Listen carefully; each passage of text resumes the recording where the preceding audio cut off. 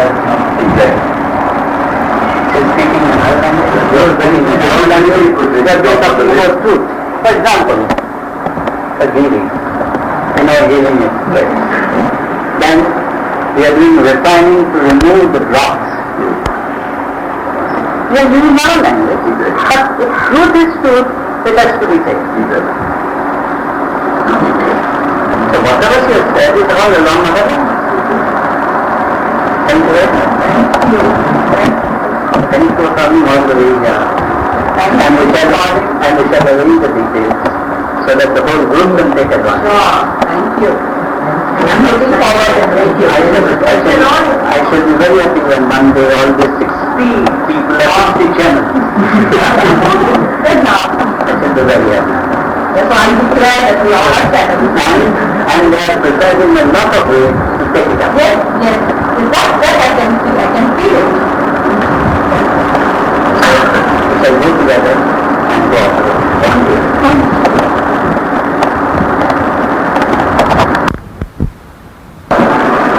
So friends, today we want to begin Yoga Sutra. Sutra.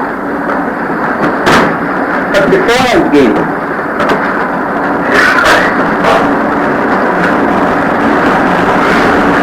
especially those of you who do not thoroughly know the Hindu mind, the Hindu way of thinking, the Hindu lofty thoughts, I must make certain points clear.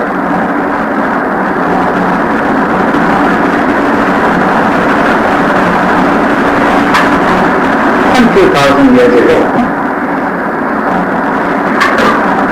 when the whole world was hunting, and there were barbarians from China to Gaul, that is France, where people like Genghis Khan and Tamudalam were ruling. When just 300 years ago in America, the Red Indians were ruling, and there was no United States of America. In India, people are peacefully settled. People have time to think about birth, life, death.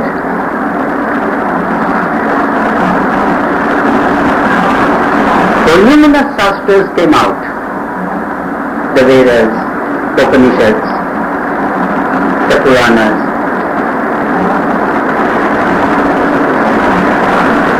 But for the common man, it was difficult to digest these thoughts.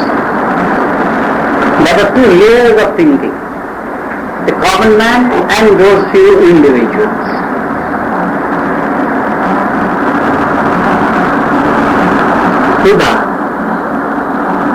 Buddha was born somewhere 525 BC. 800 years prior to the birth of Buddha, that means from 1300 BC onwards, Upanishad was a way of life, and practically one from each family had decided to take this path.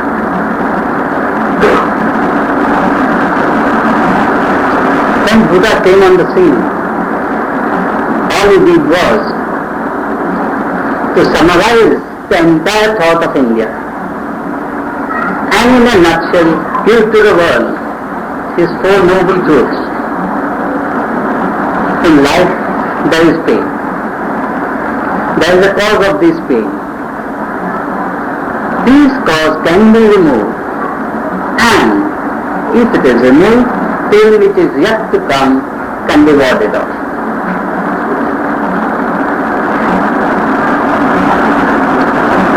Those levels of mind that have come along the Upanishadic way picked up these thoughts very easily. But for the common man it was very difficult. There was no idol, There was no mandir, there was no prayer book, and the common man was lost. And so came Shankaracharya. He had to bring back the Brahmanism, the religion, the rituals for the common man. Because if you talk of Parabrahma, that has no shape, that has no attributes, that has no color, that has nothing, no name, no form, the common man can't have it. It is a pity today that the world thinks that in India all the Hindus are idolaters, they worship idols. The whole world worships idols. What does it matter if you worship fire? What does it matter if you worship cross? What does it matter if you worship the sun? These are all idols. And if you worship one idol or 10, there is no difference. Because the common man has something to stick on to.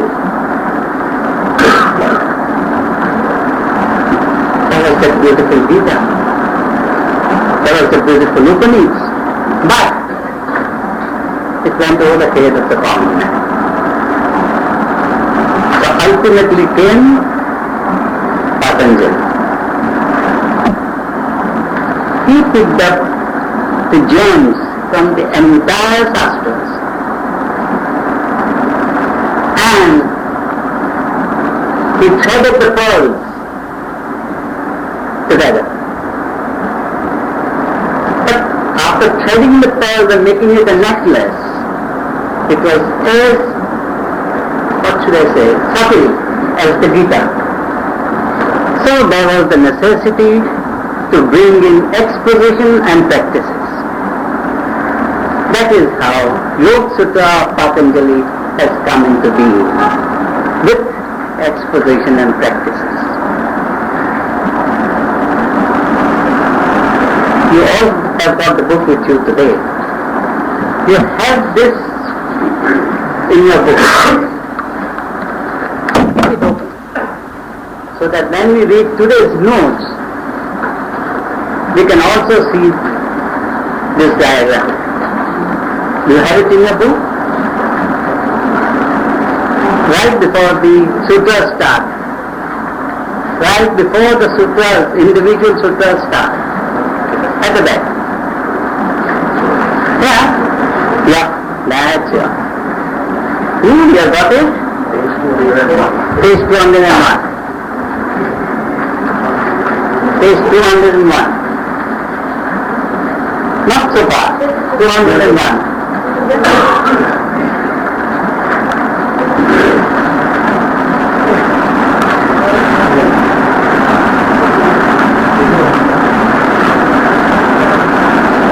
Shall we start with the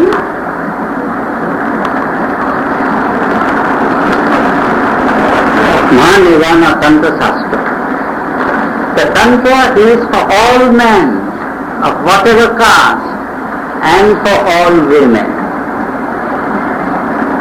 Upanayana Tantra says, in Satya Yuga, the Shastra is Shruti, that is Vedas and Upanishads.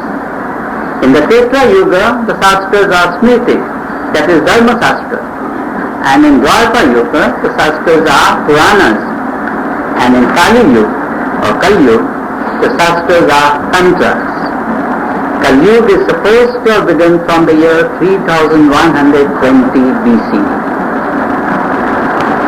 The Mahanirvana Tantra Shastra says that eternal, immutable self-existence which transcends the Turiya state and all other states is the unconditioned, absolute, the supreme Parabrahma without Mula Prakriti or Prakriti, that is Nishkala, and so without the attributes of Mula Prakriti or Prakriti, that is Nirguna, the knowing subject. This is the best expression, the knowing subject.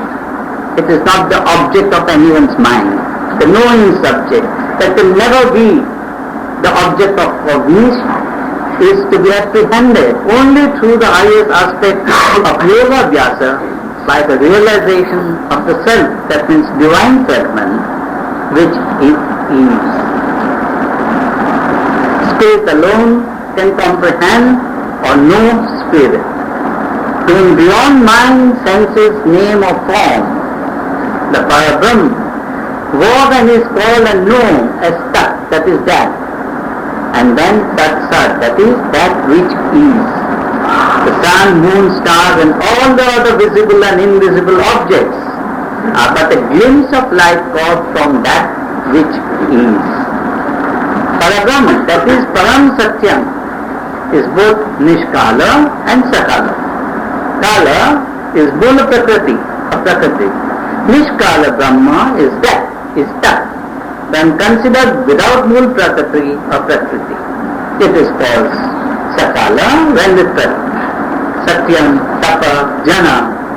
States of Parabrahm is Nishkala, that is without Prakriti or without Guna. Here you see the Absolute, without attributes, without form, without mind, without anything. Parabrahm, Param Satyam.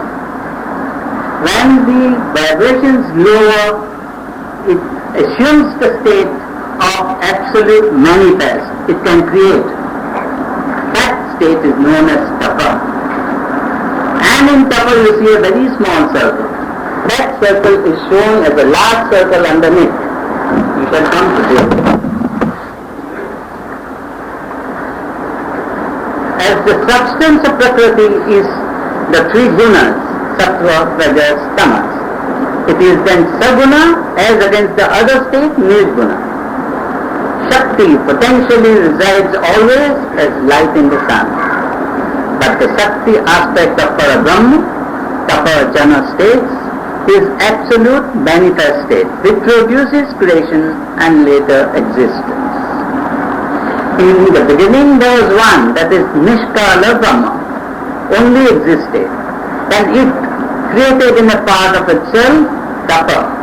And in Tapa state, that is Brahma manifest state, it will and became many. May I be many.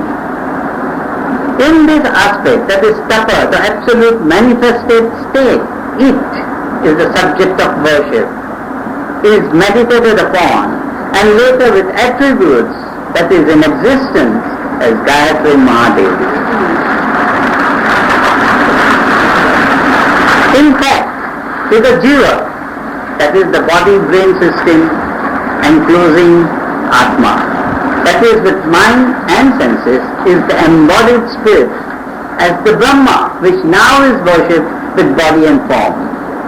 It is also embodied in the forms of all the Devas and Devis, and in the worshipper himself or herself. According to our friend Samuel, we have the energy. And that energy is itself that. It is total form now, is that of the total universe, Bhuva Swaha, and of all things and beings therein. From Brahma with Shakti, that is Tapa state, that is absolute manifested state, issued Paranada in the beginning. At the center is Brahma with Shakti, and on the circumference is Maya, that is the total objective universe or the celestial bubble. When Tamoguna predominates in Bhu, the Paranada is of Vaikri grade. When Rajoguna predominates in Bhuva, the Paranada is of the Madhyam grade. And when Sattva-guna predominates in Swaha, the Paranada is of the Pashyanti grade. This now is the state wherein begins the play of Prakriti and Purusha. The action of Rajoguna on Tamoguna is to veil the spirit. Shiva is variously addressed as Shambhu, Sadashiva, Shankara, Maheshwara, which indicates qualities and particular states and manifestation of the one in its descent, that is involution, towards many as the vibrations fall. Mula Prakriti, that is Chitti, or the universal divine mind, or the infinite mind, is the primary and material cause of the total universe of names and forms with mind, bodies and senses. Nature is the passage of descent from spirit to matter and ascent from matter to spirit. Nature is the dense veil of spirit. Mula Prakriti or Chitti is the womb into which Brahma casts a seed from which all things and all beings are created. This forms existence of the celestial body. The womb thrills to Rajoguna and the equilibrium, balance and rhythm of the three gunas is disturbed, and they are in varied and myriad combinations, and in this condition the gunas prevail and prevail in all that is created, including man in the total objective universe. The ungiven Prakriti or Chitti is the state of stable equilibrium, balance and rhythm of the three gunas. In this state, no existence can take place of any type. Only when this balanced state is disturbed, existence from Swaha to Bhuva takes place. And depending on how much such balanced equilibrium is disturbed, the total universe in its varied forms appears, and all the objects therein, including all life. The three gunas in some combination prevail and form the structure of all life and forms, including that of human beings. Mula Prakriti or Chitti is the source of Brahma, Vishnu, Shiva in the bubble celestial. Once this equilibrium is disturbed, it takes billions of years to come back to equilibrium, balance and rhythm, both in the case of the total universe as well as in the case of the human being, unless the higher aspects of yoga abhyasa are practiced. The object of tantric sadhana is to bring out the sattva guna in prominence with the help of Rajaguna and ultimately bring about total balance, rhythm and equilibrium of the three gunas. Mukti is possible for a human being only then. For the total universe also, it is mukti with total rhythm, balance and equilibrium. The subtle body of the jiva is composed of buddhi, manas, ahankara and senses. This subtle body creates for itself the gross physical body suited to the spiritual state of the jiva in the physical universe. Under influence of prarabdha karma, buddhi becomes tamasic or rajasic or sattvic. At first, the jiva assumes tamasic body, then later rajasic body, and finally sattvic body in the upward evolutionary path. The jiva experiences an admixture of sorrows and happiness, normally more of sorrows than happiness. As progress is made, the gross body becomes more and more refined.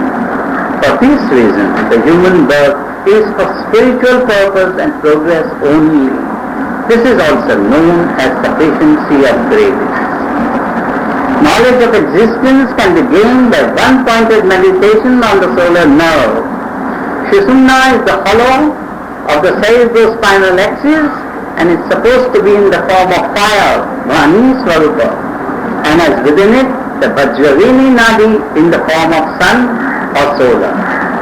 Swarga, heaven, and Naraka, hell are mere conditions of virtue and vice in an individual.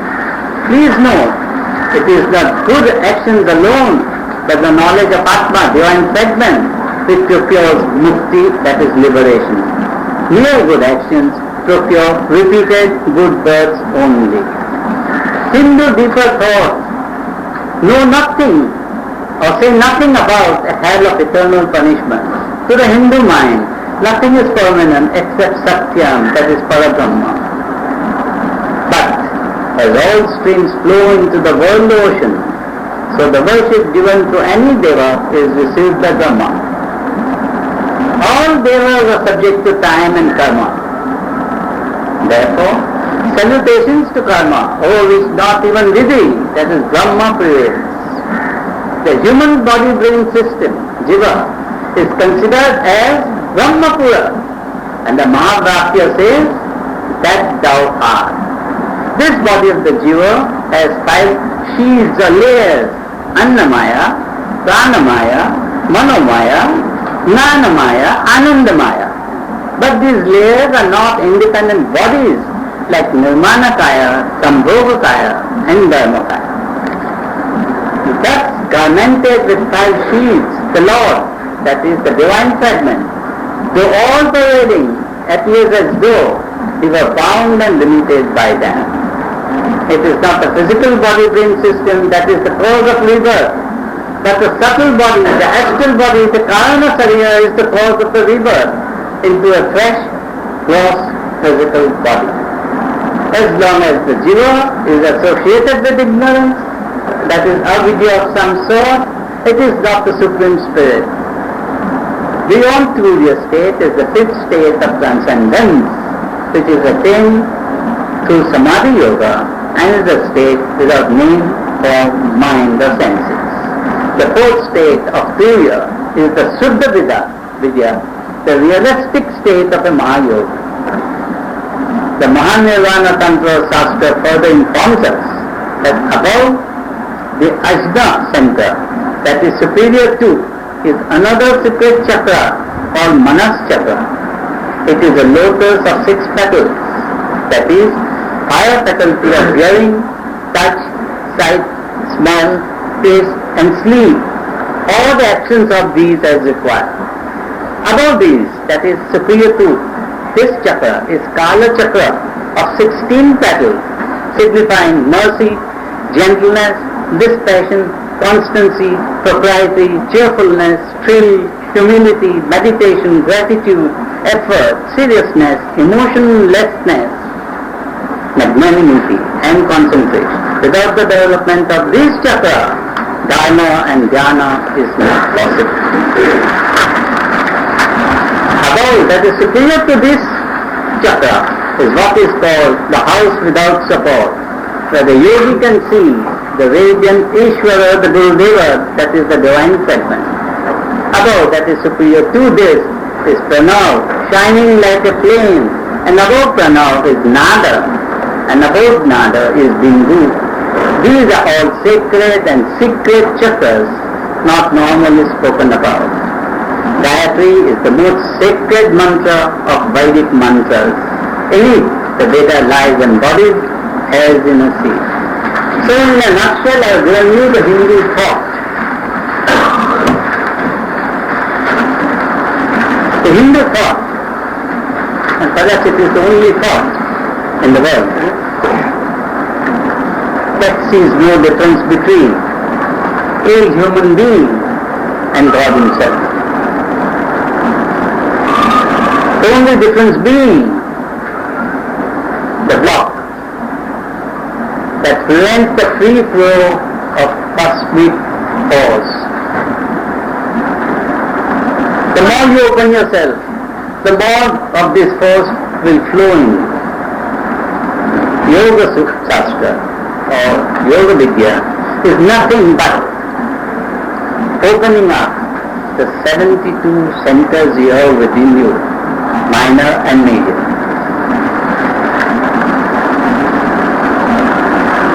Unless this is the background in your thinking, unless you have given up the idea of path and punya, unless you have given up the idea of going to a temple and worshipping there, unless you have given up the idea that I am different from you or you are different from me, unless you give up these small-minded thoughts, there is no hope for you or me.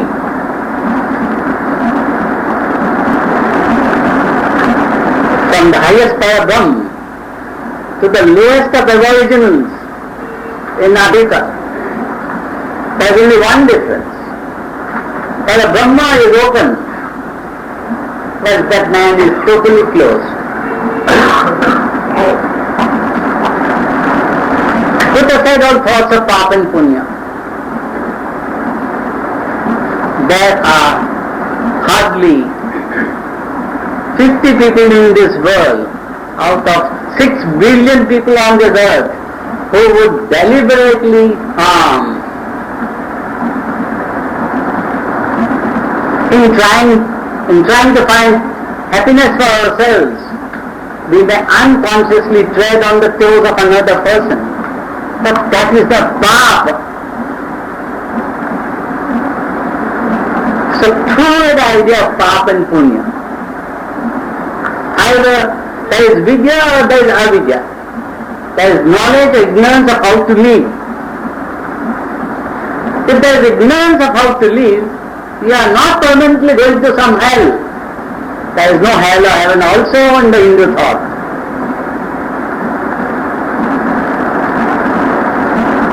All you have to do is therefore keep our mind open, keep our heart open, so that we may learn. The greatest tragedy would be at any stage in life to think that I know enough. That is the day when you will close your doors to God. Not till then.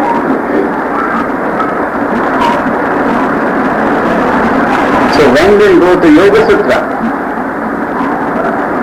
you cannot approach Yoga Sutra as you are approaching any other written thing.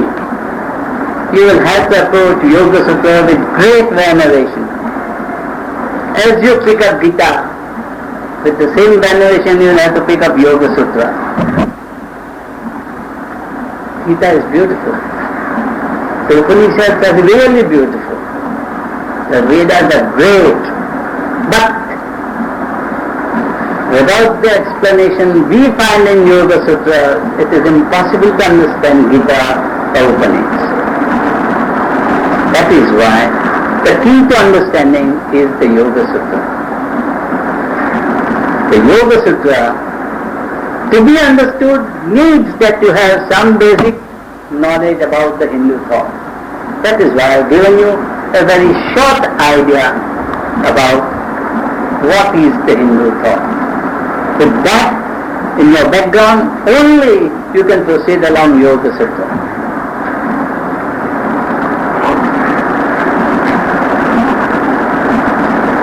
We have a set of exercises. Know it. The refining exercises, the upgrading of awareness exercises,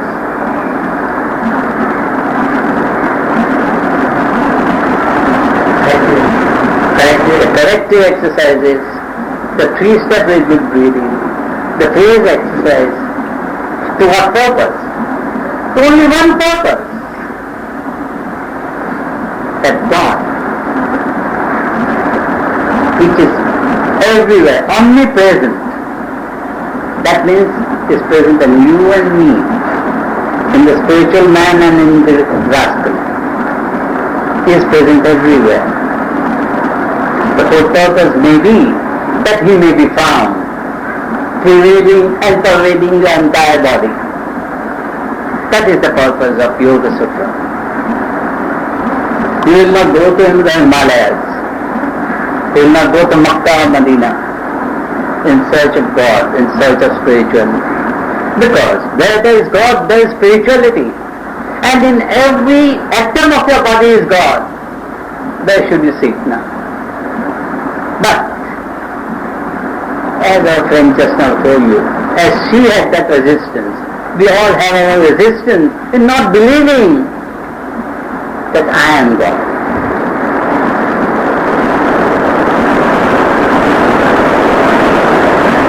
If I give you a picture of Christ or Buddha, put it on the ground and ask you to put your foot on it, your foot will be held here. You will dare not lower your foot and put it there. Why? You have bound yourself. You have closed yourself totally. This is how we close ourselves. You get my point? We know that is a picture only. It's not Buddha there or Christ. You dare raise your leg and put it there. I would like to see who one of you will do it. Why? You are tied up. Totally closed. This is the basic thought. That you have nothing to achieve. Because you are. There is nothing to achieve. You are. You are healthy. You are spiritual. You are good. But there is no time to think about this. There is time to think, that man said this that day to me. Tomorrow I have to do this, otherwise my pension will go. You see, all the time you are out of yourself. You who are a God incarnate, you are out of yourself. You are out of your own privilege. So if we have to step on and go further with Yoga Sutra, let your minds be open. Forget whatever you have had, your teachings from your childhood. And went to Puri and showed the huge temple. He shook his head. So others asked him why. He said, is your God so small? My God cannot be held by the whole universe. See, so let that smallness go from your mind. What you are achieving is not something small. What you are achieving is, I am God. And if you are God, there is no disease, there is no smallness, there is no limitation, isn't it? There is no friction, there must be harmony, there must be rhythm, isn't it? So this is the basis and the beginning of Yoga Sutra. You understand?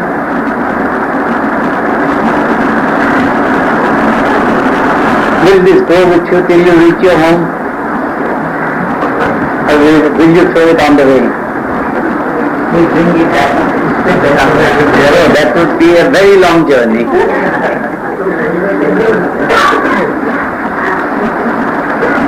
And this is not all talk. But the difference is great. Shankaracharya used to say, Aham Brahmasmi, Aham Brahmasmi. And a fool of a disciple like me started saying the same thing. With another intention. Shankara couldn't tell this foolish disciple, don't say it. He kept on saying it, kept on walking, came to the blacksmith shop, took a dip of the hot melted and Shivoham, Shivoham, Shivoham. And the disciple left it.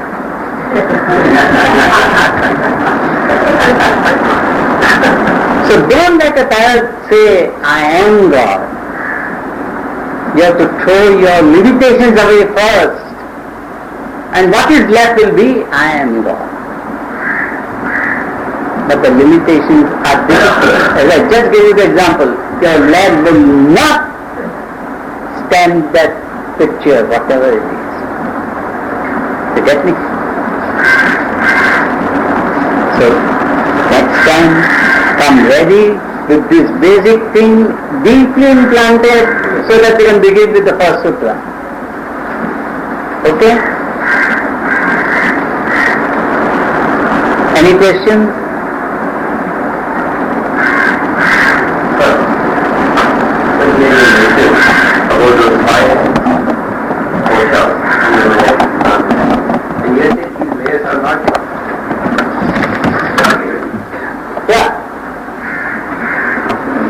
Everything is enlarged here. This is total Brahman, the total universe. This is Bhum, Bhuva, Swaha. The physical, the astral, the mental. Here you see these lines. These are the Atma without the body, mind, senses. Here you see the same thing here with bodies. The Atma with bodies. You get it? Now this Atma, if it has to take experience here in Bhu, it will take a physical body, Nirmanakaya. If it wants to take experience in this Bhuva, it will take some Bhogataya. If it wants to take experience here in Swaha, it will take Dharmakaya. Just as If you want to go out in space, you will have a particular equipment.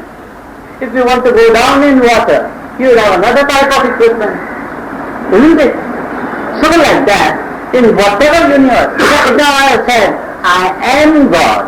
If I am God and if I wish to be tomorrow in Swaha or Bhuva, then I must be able to function in a kaya that is appropriate. But today, in my state, I am not able to appropriately function in this kaya. So there is a question that I have been able to function in Sambhoga kaya or Dharma kaya. But it is as much possible as on earth you change your scientific instruments to go down into the water, go up in space. You get my point? So these are the three bodies.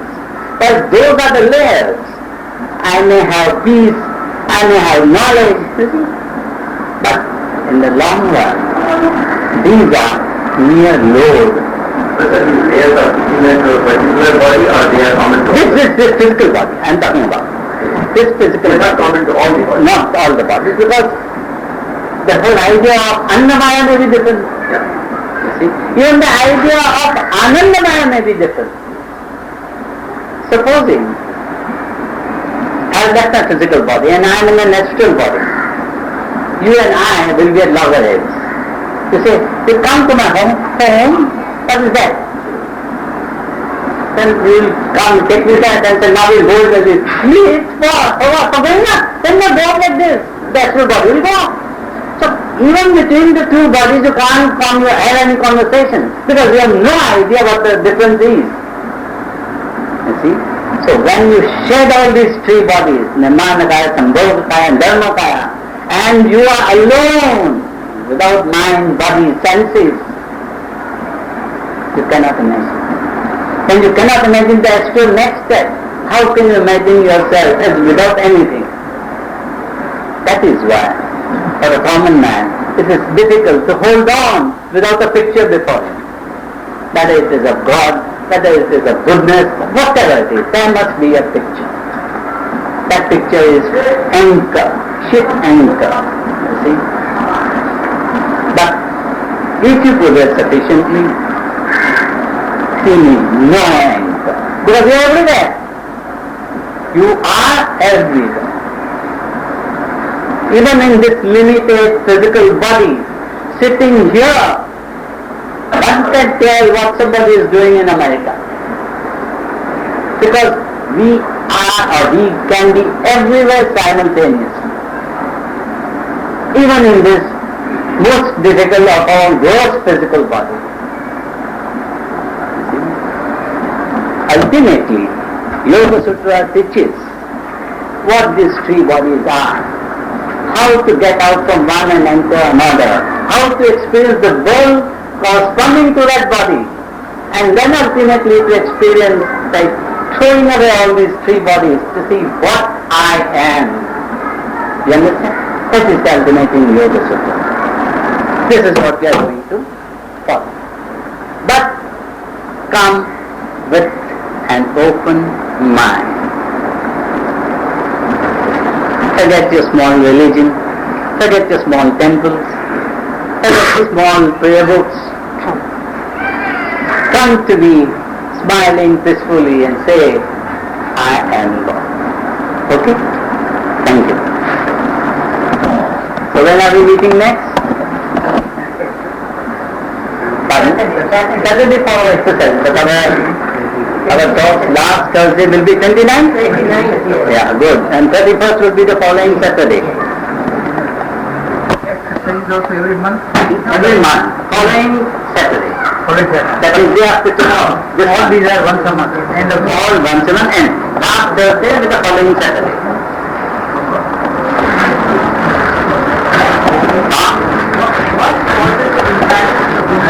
What for this?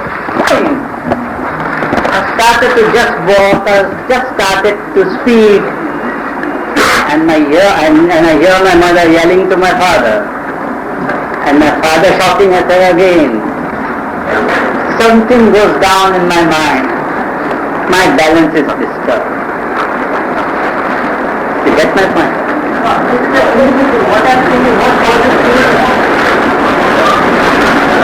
There is Mula Prakriti, infinite mind, divine mind. I've given you long back a similarity with milk. If there is milk in a bottle, you need to see with a magnifying glass, you don't find the butter, ghee, buttermilk, you don't find anything. That they are all there. When milk is disturbed, so when Mula Prakriti is disturbed how? We saw here that Brahma puts a seed in Mula Prakriti because Brahma wants existence to come out. Once it is disturbed, it goes on. Have you ever thrown a little pebble in a steel pond or so? See how the waves go bigger, bigger, bigger. Then the disturbance goes and goes and goes. You see? And depending on the disturbed state of rhythm and balance. What is yoga? Rhythm and balance. You are trying to gain back our rhythm and balance, which is disturbed. You see? There are the 1001 factors that disturb the rhythm and balance. And as we are disturbed, we go in that direction. We come back by yoga abhyasa. And I pay so much more weight to three-step rhythmic breathing because it is the easiest of all to bring back rhythm and balance. You bring back rhythm and balance and there is no need for you to leave. You become one with Chitti, one with infinite divine mind. There is no need to leave. This body or Sambhogakaya or Dharmakaya, they have no need to leave. And I become my original self as I am here. That is the purpose of yoga. In the first place, where is the need to put that seed? Very good. Very good. As our Brahma was alone, as the vibrations started going down, he saw the possibility of his own self becoming many.